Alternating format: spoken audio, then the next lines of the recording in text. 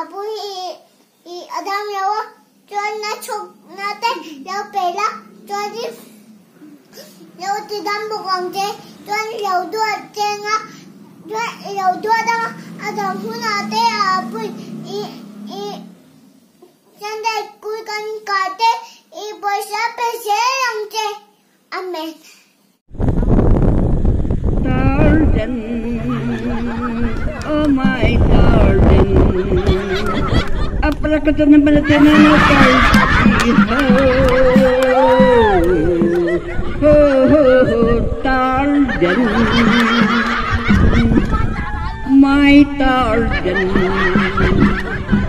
I am a kata nama hey. Chỉ sáng thông tầm dễ chú nuôi in sôi đây là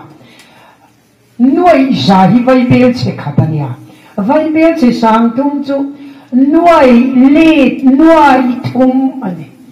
mấy lần tiền na xem chú đi nuôi lết nuôi thùng căn bê chú tụi em gì bị phân rõ chú tụi em đi bill là lâu ốm ha căn bị al ao thế đó nuôi lết nuôi thùng chú tâm cái miệng state